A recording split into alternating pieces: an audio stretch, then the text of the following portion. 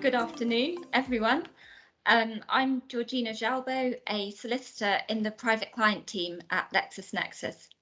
I'm delighted to welcome you to the latest webinar in the LexisNexis Local Authority Insight series, brought to you in association with Local Government Lawyer. So with all that said, I'm delighted to introduce our panelists today. We have Alex Ruck Keene from 39 Essex Chambers. Alex is a very experienced barrister, writer and educator.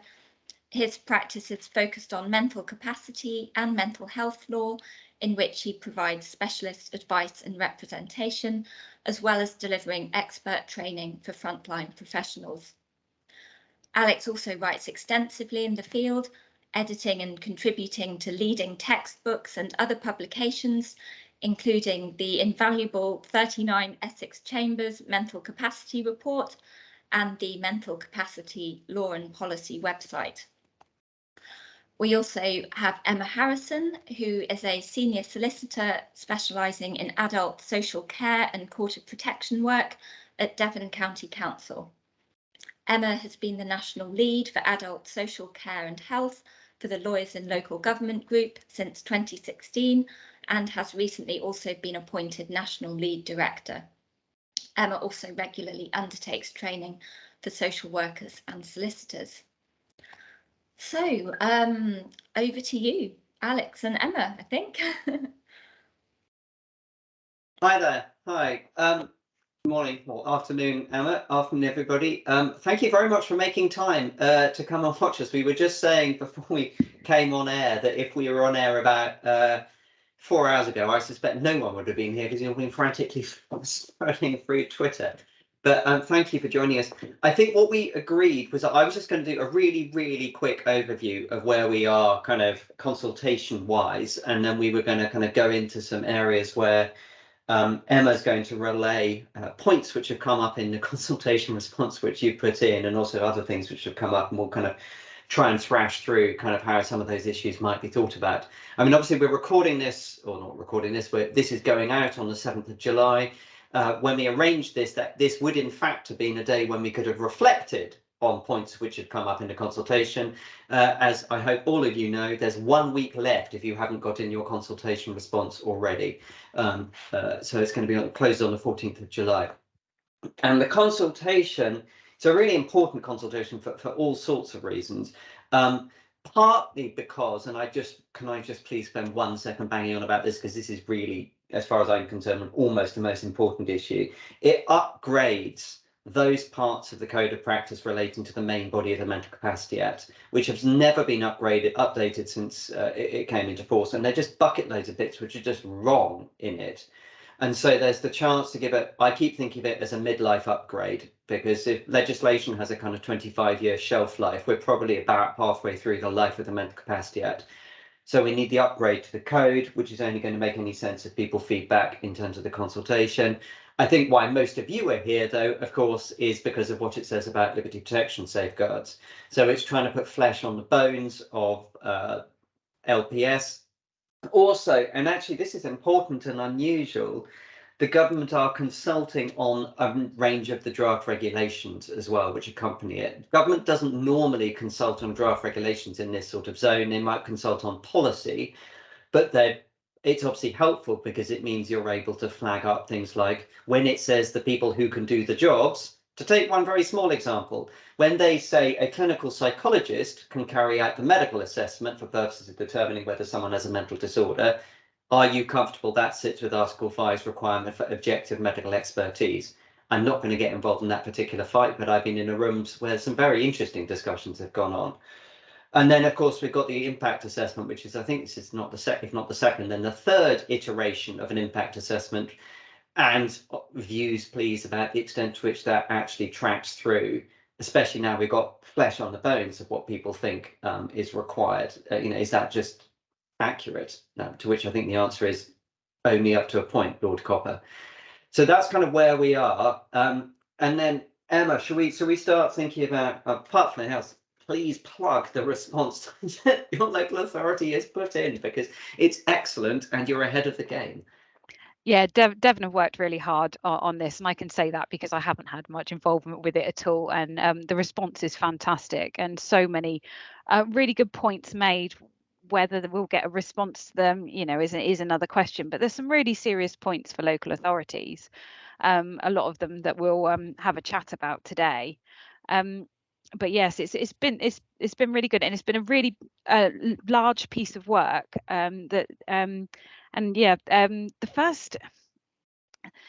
one of the big issues, and we discussed this last time when we discussed this back in September, we were hoping for a bit more clarification on the AMCPs.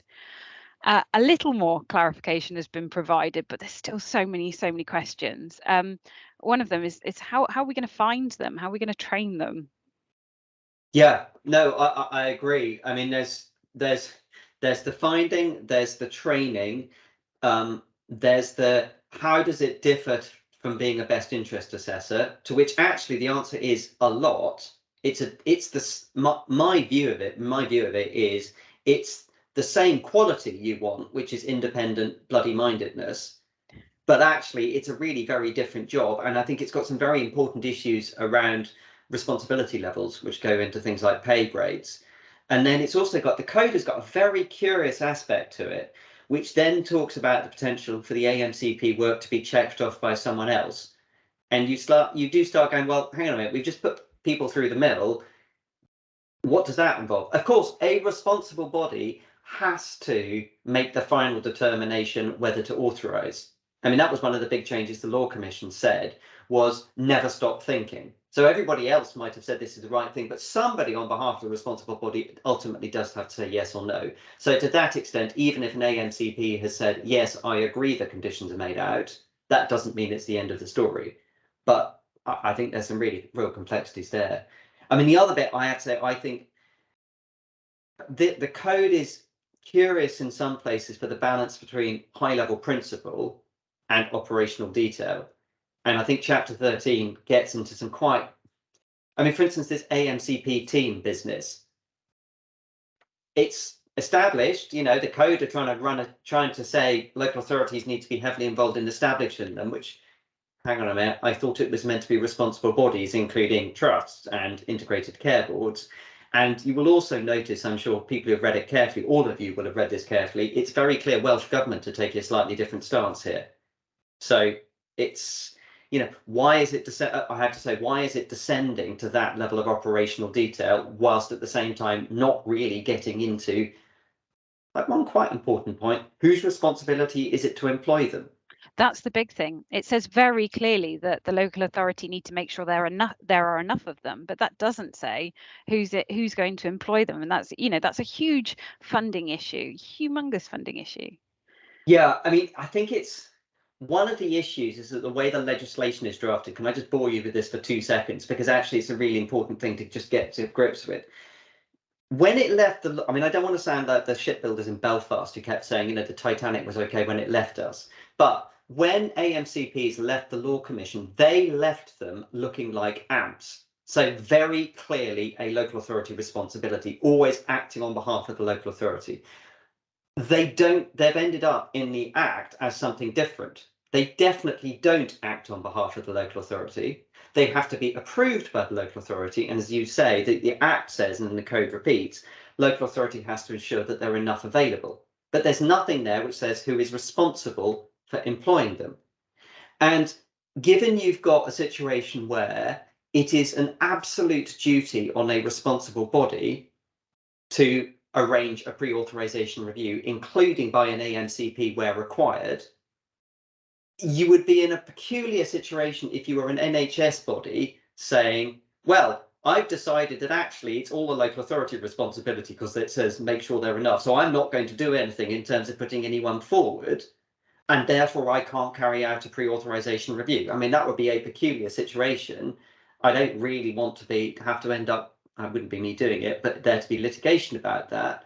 The code obviously can only do so much you can't make up the law, but I think people might want to be making some quite strong points about, can you please be clear, not least because there's a massive policy issue sitting under that.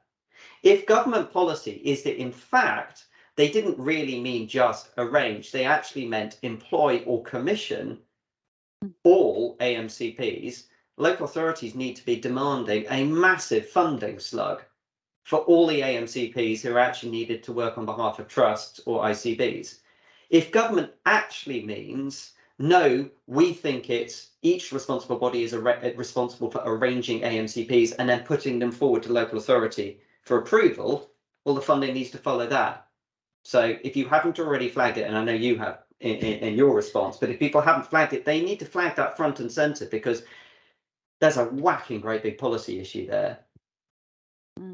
IMCAs as well, in terms of funding, IMCAs another issue there. It is, although it isn't. You see what I mean? In the sense that IMCAs have always been a local authority responsibility. I mean, you got some money back in whenever it was that IMCAs got involved in making serious medical treatment decisions, but it's always been a local authority responsibility, and that hasn't changed. So, and there's obviously one of the reasons why it's complex looking at this, look at the two, is IMCAs flat out your job to arrange enough. And when I look at you, I mean you, Emma Harrison, as it were, the face of all local authorities in England and Wales.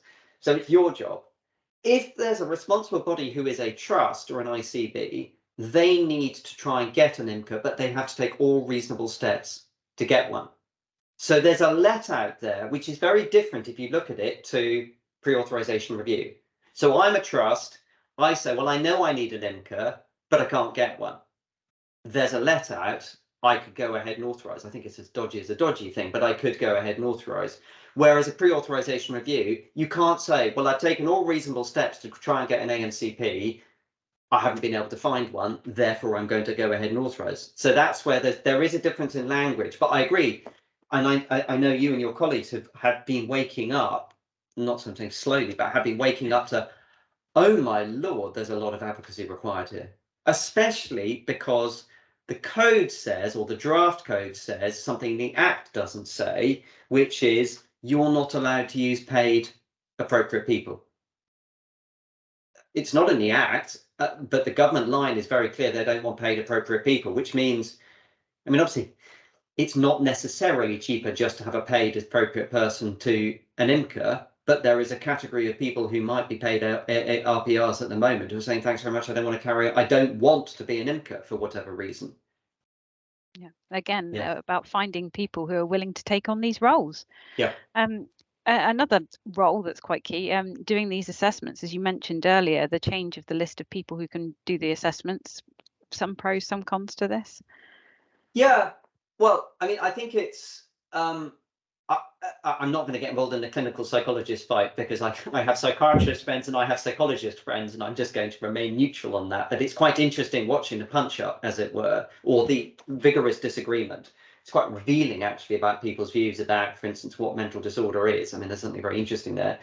I think there's a real issue, which I have been banging on about, which is there is Strasbourg case law, and there was another case, I think, at the end of June called PW in Austria, which says where the person has had no previous diagnosis of mental disorder, you have to have a psychiatrist. How does that square with the older, it doesn't matter if they're older, the person who is suspected by their GP of having dementia but hasn't been to the memory clinic? Government, I think, would like the GP to be able to do the diagnosis of mental disorder. I don't understand how that squares with the Strasbourg case law.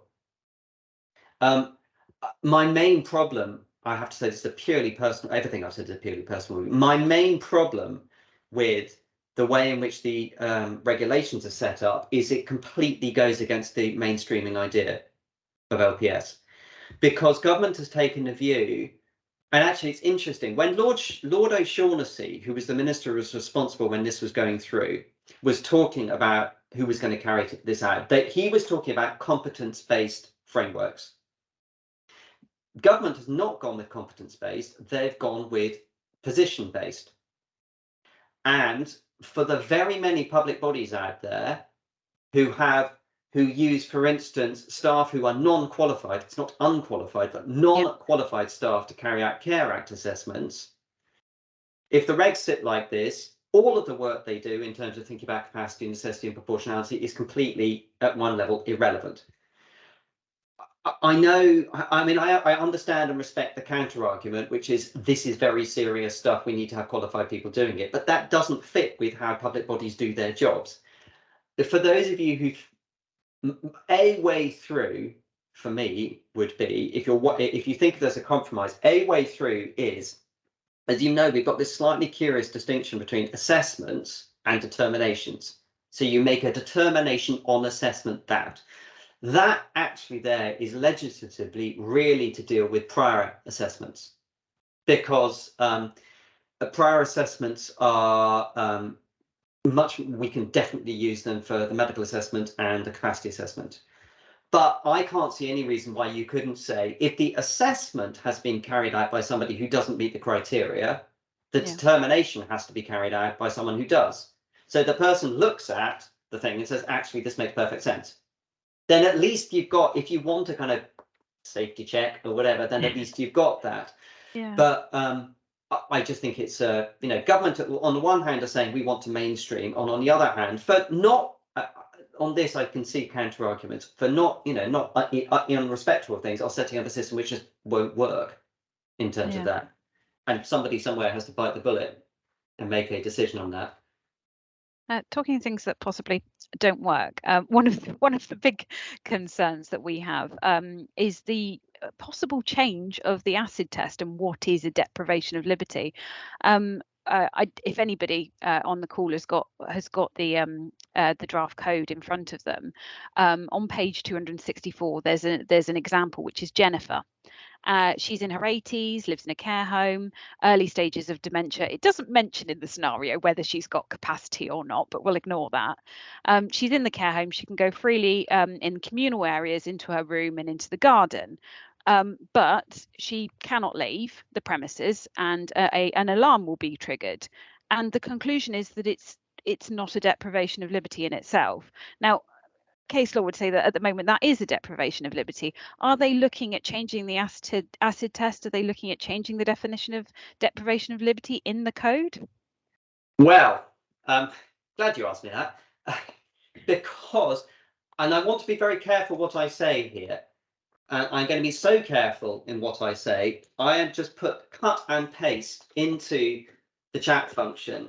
This is what Michelle Dyson, the Director General for Adult Social Care at the DHSC, said to the Joint Committee on Human Rights on the 18th of May.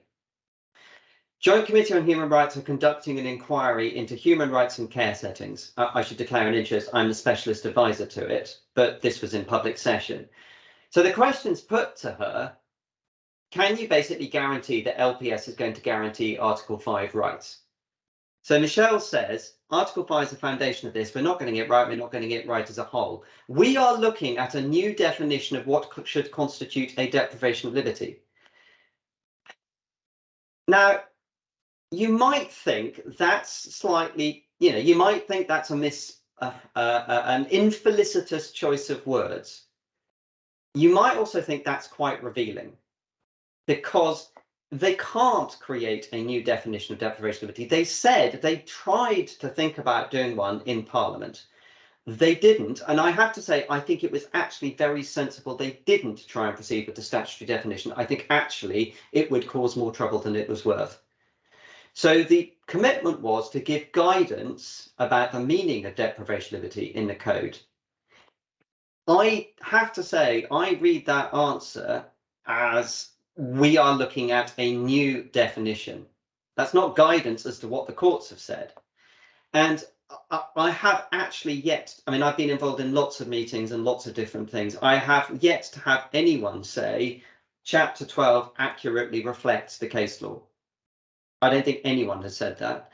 And I think it's also the case that people have said, even if Chapter 12 gives a very narrow interpretation of the case law, which is, as it were, just about defensible, the scenarios definitely don't. I mean, you've alighted on one, which is obviously a deprivation of liberty. I mean, it's just crashingly obviously a deprivation of liberty. And what really bothers me about this, about this enormously, is this is what is going to, the message which is going to go out to care providers. I'm using that really broadly. I mean, I don't just mean care homes, I mean anywhere. And this is what's going to go out to them in terms of making referrals into responsible bodies. And there's a real distinction between if you've got your local authority responsible body, LPS team, say, and you're looking at it going really carefully, actually, I can be clever here or I can nuance it. That's one thing versus the case law, which is really clear. Mr. Justice Charles, for instance, from years ago, on the side of caution. That was pre-Cheshire West. Lady Hale, Cheshire West, on the side of caution. And so not to have, if they really do want to have something like this in here, it needs to come with a massive block of bold text at the beginning saying, all of this is, as it were, for the grown-ups in a responsible body team. Send this stuff in, let them work it out. I just think that's, and I just think it's, and one of my other real problems is if you, local authorities, I mean, I know it's not just local authorities on here, but predominantly local authorities, you've got auditors, you've got to work out how to spend your money proportionately.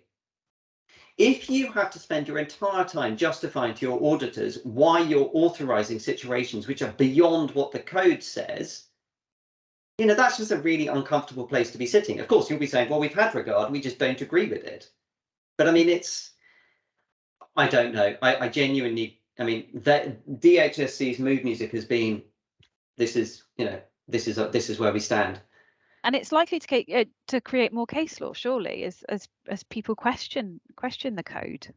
Well, I mean, one might think that a reason for having a very narrow definition is deliberately to trigger a case, which can go upstairs to the Supreme Court, who can say we got it wrong. Lady Hale's no longer there. In fact, I don't think almost any of the judges, I'm not sure that any of the judges who were in the majority actually still there on the Supreme Court. And they might come back and say, you know what, Lady Hale just went overboard. But that's, there is such a thing as the separation of powers. You can't just say so you can just say, I don't agree. But what I find deeply challenging about this is it's not saying we're setting up something which is deliberately in contradistinction to the case law. And thank you, one of you's already put up, case law which contradicts the scenarios. I mean, can I just make one brief plug for one brief minute? A few years ago, Department of Health commissioned the Law Society to go and produce some guidance as to what constitutes deprivation of liberty. Quite a lot of those case scenarios say this is a deprivation of liberty. If you track through that, you might think that's a slightly more accurate guide to the case law. But yeah, I don't know. It's a challenge. It's obviously all of you putting in responses saying, I mean, some of you might agree with what the code says, but I think it's probably fair to say you're not in a majority of at least the people who I've had any interaction with. One of the other concerns that we've had raised about these authorizations is in respect of safeguarding. The inference in the code is that where an IMCA or relevant person has concerns about that authorization, the way it was handled, wishes to challenge it, or is unhappy with the arrangements, they could raise an adult safeguarding concern. We would say that not all of those scenarios would be a Section 42 Care Act complaint. Yeah. So the reason for look on my face is given that is this an adult at risk of abuse or neglect? It's quite deliberately broad. And a situation of a potentially unauthorized deprivation of liberty or a deprivation of liberty which has not been thought about properly, as far as I'm concerned, probably does sit within the Section 40. It sits within, at least my perspective, it sits within the Section 42 inquiry zone. Yeah. It definitely doesn't mean that all of those individuals are in fact in a situation where they are experiencing abuse and neglect. So that's, I think I see entirely where you're coming from, Emma, and I can see where your colleagues are coming from.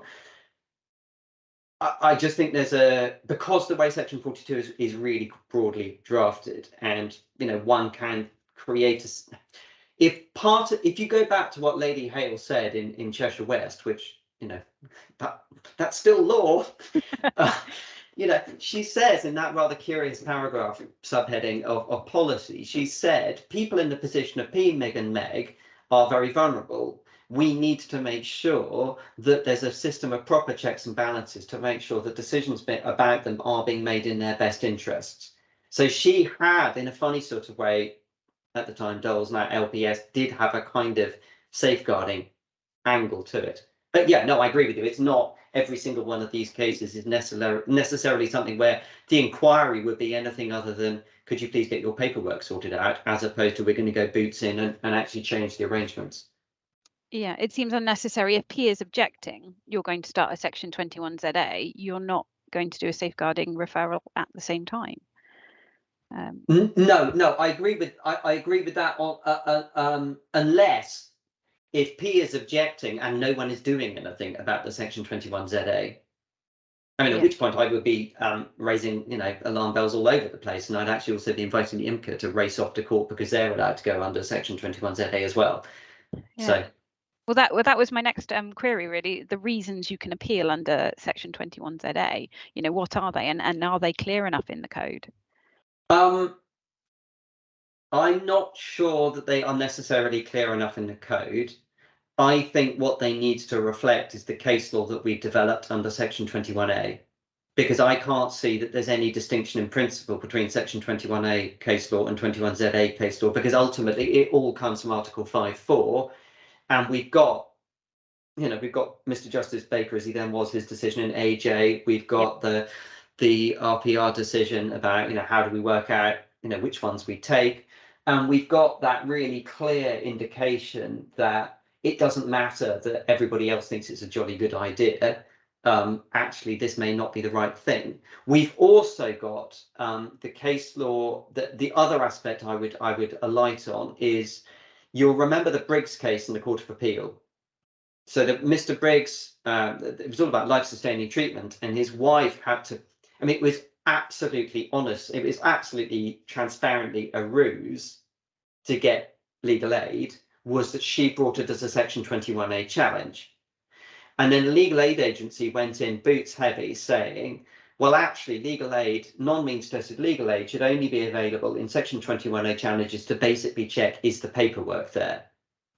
And the Court of Appeal, luckily, on the Court of Appeal included Lady Justice King, who had sat as a cop judge. So she had some sense of what was going on and just went, I don't think so. And so there's a really helpful kind of outline in the in Briggs as to the sort of stuff which sits within Section 21A, 21ZA. You know, it's the underlying big picture stuff which you need to kind of expand quite widely. So to the extent that the code doesn't properly reflect the case law, again, that's a challenge. Yeah. Talking about legal aid, we did discuss it quite a lot in September. What's the code done to kind of expand this point on legal aid? Well, on this one, I think I think I'm a slightly grumpy mood because I didn't get much sleep and I'm slightly annoyed with what's going on politically. But on this one, I do think it's important actually to recognise the government have done a good thing here, a really properly good thing here. It's actually less the code and more the consequential regulations. If you track them through, you will discover that you get non-means tested legal aid from the start of what everybody is going to be calling interim authorization under Section 4B, which is really important. So it's, at one point it looked like they were possibly only going to give legal aid once an authorization was in place. And so given you could have people on an interim authorization for, I mean, the government says code of practice says, you know, 21 days, and the government are consulting about that. But, you know, we know in many cases that's going to be much longer. If the person is, I mean, that's where people are at the moment. You know, when their urgents run out, they get no non-means tested legal aid. They're in this total black hole. So the government luckily have picked that up. So that is good. Non-means tested legal aid. And, you know, once you've got the authorization, as far as I'm concerned, I mean, it's good because it means responsible bodies can be properly challenged. That's where I think is the good. One thing I would point out is it's still, as is the case at the moment, if a public authority comes directly to court to ask authority to deprive someone of their liberty, so at the moment, community dole, the person is not eligible for non-means tested legal aid. Yeah. I think that's a travesty of justice, and it's going to remain a travesty of justice. Of course, the code makes the point that actually that number of situations where you are going to court to get authority should be far fewer in future, because you've got LPS which can pick up lots of them. That's true, but there will still be some where you're actually doing the right thing, which is what we're proposing is so hardcore that we aren't sure that the deprivation of liberty which might be going along with it is justified. You go straight to court. That must be the right thing to do. It's deeply curious at that point that P would only be eligible for means tested legal aid. I mean, that just feels wrong.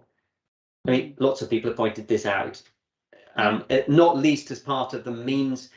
As you know, MOJ are doing a review of the means test at the moment, and people, Law Society, for instance, have pointed that out. But I think that's just a shocker. But the bigger picture bit, not bigger picture, but the other bit about from the minute the button is pressed or the email is sent, starting the interim authorization, a person's got the right to non-means tested legal aid is a hugely important, upholding of their rights.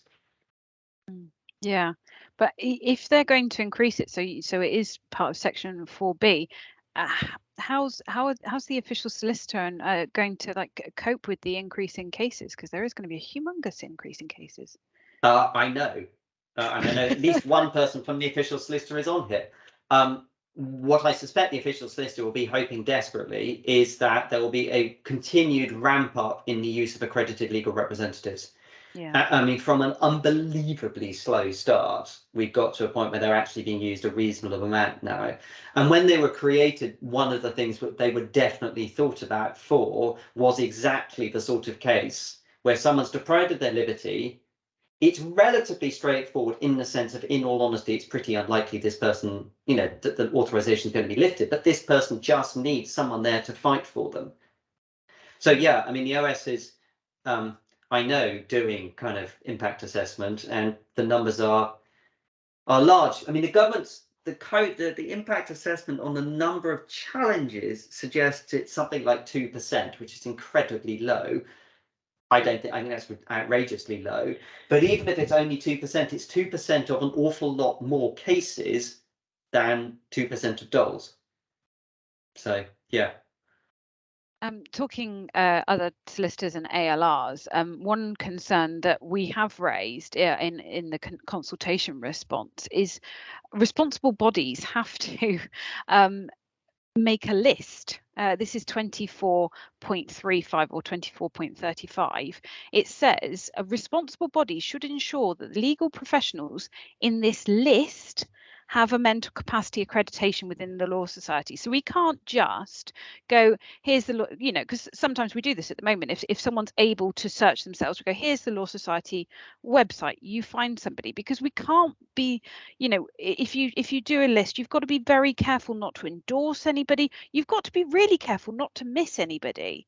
And this paragraph is also suggesting that we have to check whether they're accredited or not. Yeah, I have to say, I think this is one of the there are quite a few places in the code which actually I don't think they really mean you have to maintain lists of, say, ALRs. As one of the point out, reliant on the Law Society keeping the list up to date. I think in fairness, the Law Society does actually keep the ALR list up to date monthly, but I'm not, I think that's the case. I think it's really more what you need to be doing is having very clear signposting to this is how you can go and find a solicitor who might be able to help you, which is different. It's not find this solicitor or go down the next person on the list. So yeah, otherwise, as you say, it gets into all sorts of, obviously we're no longer bound by the EU because with one bound we are free, but you get into all sorts of interesting procurement issues as well if you start flagging up, solicitors, because if you get a solicitor who actually knows what they're doing who's not on that list, where do they stand? I actually think on that one, I think that's just clumsy drafting as opposed to a policy issue. But as I know you flagged it up, and if other people could flag it up, then hopefully that can be, got out in the wash. And it's difficult to decide what your geography area is going to be, especially now that everything can, is remote at this time. Where do you stop? Where do your lines go? Well, I suppose one thing is you do have an information duty as local authority for your area, and NHS trusts have duties as information duties as NHS trusts, and so with ICBs. So you're Devon, your job is to make sure that you can point to the people of Devon who might be detained under LPS to information sources. The fact they might be detained in Devon under an LPS authorization which actually relates to Newcastle is neither here nor there, because it's, do you have people available for your area? Yeah. The other, going back to section 4B, what are the big changes with section 4B apart from legal aid? So yeah, well, I might direct you to a video that I did, one of my kind of FAQ videos people might have seen. I did one about one of them actually ended up covering section 4B quite a lot, because it's just got an industrial amount of confusion going on, which the code doesn't really help with, because obviously there are three completely separate things going on. There's what we've got at the moment, we're waiting for court. There's the replacement for urgent, so we've got the interim, and then there's it's an emergency, which is completely new. And I think the code, I think in fairness to the drafters of the code, I think they really probably struggled with this one, because they were really struggling to kind of have actual gritty understanding of what any of this might look like in practice.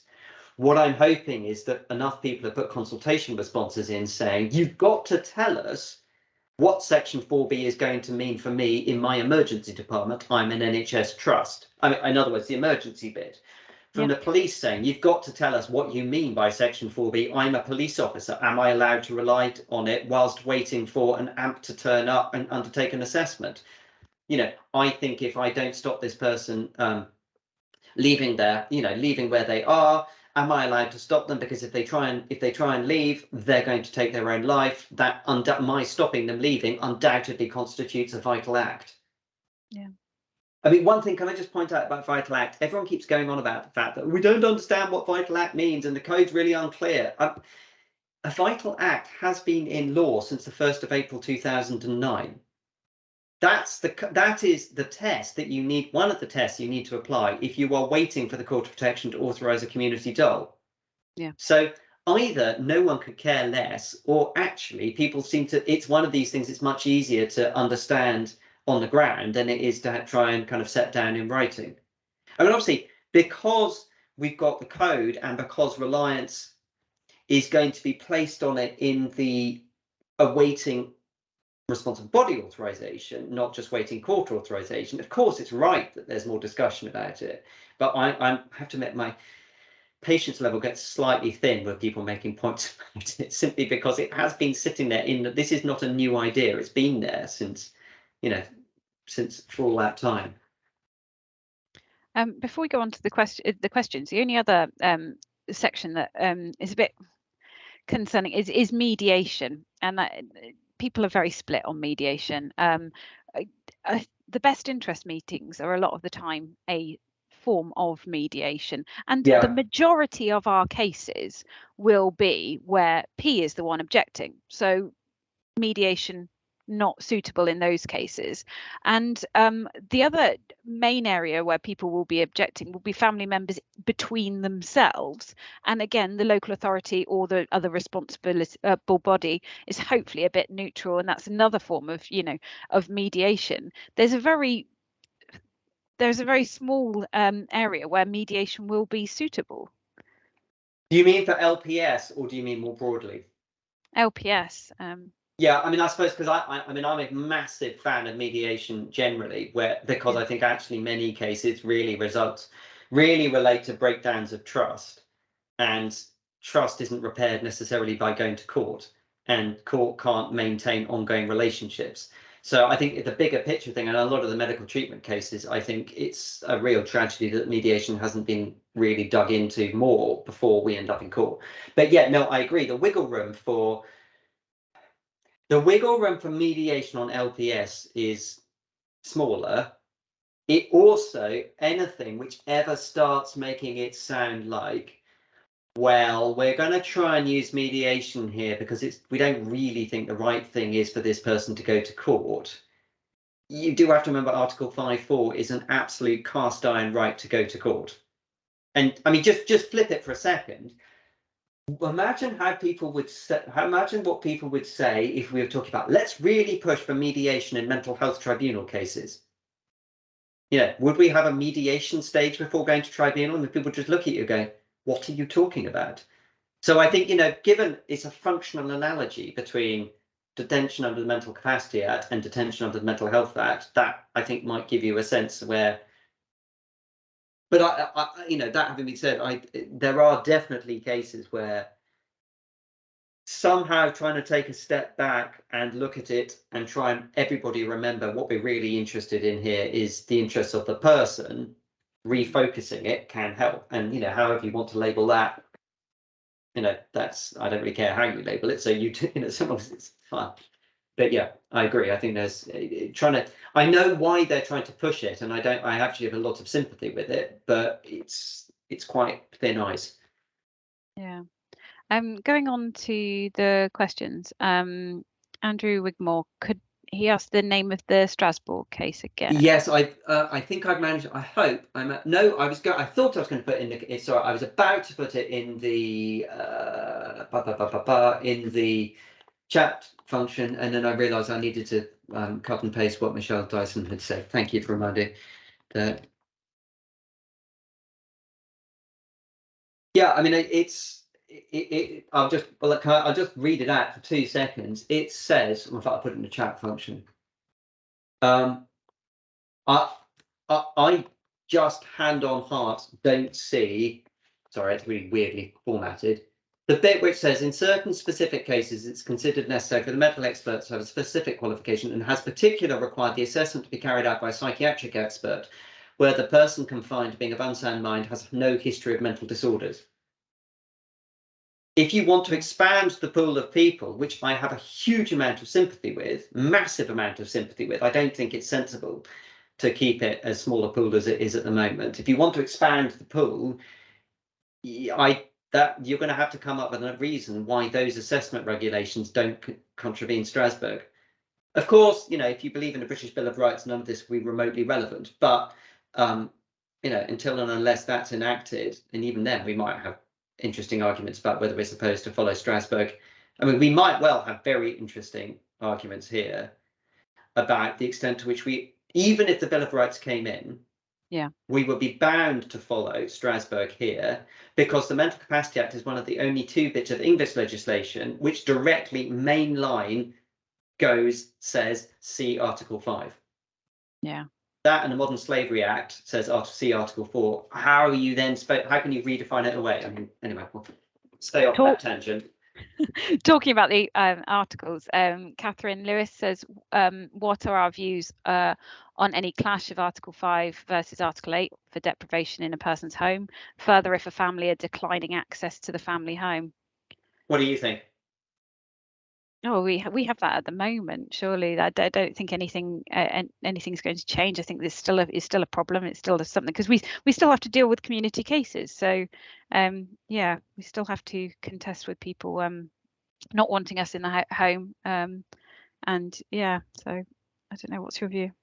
I mean, I have to say, what I found interesting when I know some people might have heard me say this before, so apologies if you have. I wasn't allowed to get involved in the Mental Capacity Amendment Bill as it went through Parliament. What I found very interesting, though, watching, was I had a kind of list of things I expected were going to come up and be discussed. There was basically no discussion at all, no substantive discussion at all about exactly the point you've just made. So in other words, there's a potential punch-up between Article 5 and Article 8. What wins? And you could imagine that Parliament could easily have gone off down, what do you mean You are putting in place a statute which is enabling local authority jackboots to kick down the doors of family homes where people are being looked after by loving family members. What on earth are you talking about? I mean, to, you know, really get silly about it. None of that. And it reflects the fact that, you know, Article 5 is, as it were, non-negotiable. If it's a deprivation of liberty, it's a deprivation of liberty. You can't say, well, I'd rather it wasn't a deprivation of liberty because. And I think that's a really, I mean, it's really interesting. There's a definite tension there. But if it's a confinement, and Lady Hale has come back to this and said in Re D, the 16, 17-year-old case, yeah, you know, Article 5 is completely clear. If it's a confinement in a private environment and the state knows or ought to know, the state is responsible. Yeah. You know, Yeah, you just can't negotiate your way around. And then it's down to your teams, in the way you describe, Emma, finding a sensitive way in which to negotiate that. yeah. Yeah, I remember when Reedy first came out before the Court of Appeal, when I was at my previous authority, and we had to deal with all of these cases. And yeah, the families just they see the word court, and yeah, it was really difficult. It was really difficult to explain. No, we have a duty to do this. There is no criticism of what you're doing. We just we have a duty to do this, and it is very difficult. It is. I mean, I will never forget the week after Cheshire West, talking to, kind of prearranged talk to a group of older adults looking after family members with cognitive impairments. And, you know, these people are, you know, in their 80s, having been looking after their children, I mean, now adults, for years and years and years, and being told, by the way, the circumstances, you know, those are deprivations of liberty. And, you know, the visceral horror and disgust on their faces. But no, it's unless the courts grapple with it in a different way, we are stuck with that position. Yeah. Tracy Smith has asked, what's the impact on 16 to 18-year-olds? Well, the big thing is that they're included with LPS. So at the moment, we have to do REEX applications, which Hilda is bringing all of them to actual hearings rather than being dealt with via the paper-based process at the moment. So we won't have that. We won't have all of those REEX cases. Obviously, the REEX documents, don't know if you've done it, they're humongous. There's a lot of work that goes into them, and that's taking it from the legal department over to the DOLS department. So it's still a lot of work, but done by different people now. It is. I mean, I think I've just put in the chat function Hilda's decision, the KL decision, talking about 16, 17-year-olds. Because one thing I should just say is she has basically said that none of the 16, 17 applications which are going into court should be dealt with on a streamlined basis. In other words, without a hearing and no representation from P. One of the reasons she said that is I'm afraid she has been really stressed at applications coming in from local authorities saying this is completely normal practice, what we're doing, there's nothing unusual here. And she's looked at them and gone, you what? And so I think, you know, you might say, well, there's some education for her and her judges about what's normal practice for 16, 17-year-olds. Can I just gently flip that round and say, actually, it's probably a spotlight being shone on how people are thinking about 16, 17-year-olds, which LPS is really going to do in spades, which actually tells us there are quite a few things we need to be thinking about. I mean, it's her discomfort at stuff is really palpable. And, you know, she's an immensely experienced judge who's been doing a shed load, to use the technical terms, of REEX applications. I mean, she's done, you know, thousands of them. And the very fact that what really troubled her was not people making these applications. She was delighted people making these applications. She was really bothered by people making applications saying, this is completely normal for someone in transition. There's nothing to see here. And her going, I'm sorry, that's just really problematic. We need to dig into this. So there have been a few questions about, you know, 16, 18-year-olds. I mean, the big thing is that it's going to be a much greater, well, there will be hopefully a good opportunity to audit practice is the way I would want to look at it, and help people learn about how the MCA applies. And it's going to be really, I think, be really important also for helping people think through. A lot of these individuals are going to be customers of the local authority on an ongoing basis post 18. So you can really start thinking, you know, actually do what transition is always meant to be about.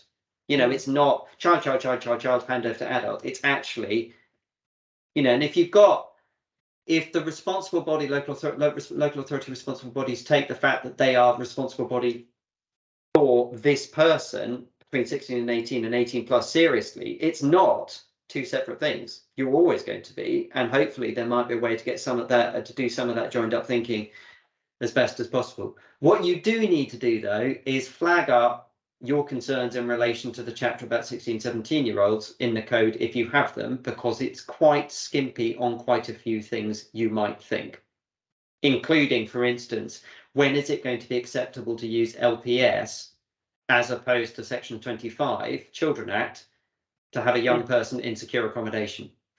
Yeah. That's quite fruity. And you might think the code might want to make it very clear it's only ever going to be a truly exceptional case when that could be the right thing. Interesting question from Kelly Evans.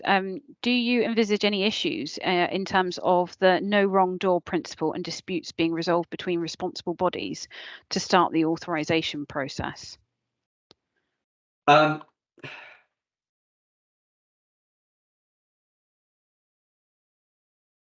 going to be, of course, they're going to be teething troubles. They're going to be arguments. There already are arguments in relation to no wrong door and all sorts of other things. It's going to be a question of, this is going to be a bedding down issue. One thing just to remember, though, a bit like with community care provision, judges couldn't care less which of you is they are not interested in you having a punch up. What they're interested in is the person at the centre of it getting what they need? In other words, for instance, proper eyes on. So judges, I think if you start getting into a position where there are issues and people aren't doing things because it's not mine, they are going to just say a plague on both your houses. So it's just a question. I mean, you've already got this though. I mean, you know, endless discussions about who's the right supervisory body for DOLS. I mean, and you're all 99.99% of you are all immensely pragmatic about it, and you know you win some, you lose some, as it were, you know, in terms of, well, I'm not 100% sure, but we'll take this one. Yeah. So, yeah. Okay, it's nearly 5:02. Is there any other questions that you want? Yeah, I'm just saying there are quite interesting observations, and yes, the applicant solicitor from in the KL case, perfectly legitimate. Hilda wasn't clear which way you should make the application. To my mind, what she was saying was, I don't really care whether you make the application on a COP DOL 11 form or you make it on a COP DOL 1 form. What you need to make clear, though, is you are not saying under any circumstances this is suitable for this 16, 17-year-old deprivation of liberty to be authorised on the streamlined basis. I mean, that's my interpretation of what she was saying.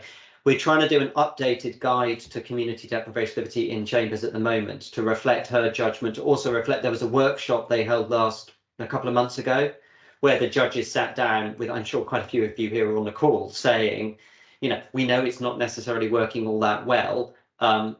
How can we make it work better? So to do what I mean, those minutes can be circulated, but we're also just trying to kind of put them, you know, give a guide which helps people walk through to maximise the chance of you get the right stuff through done proportionately.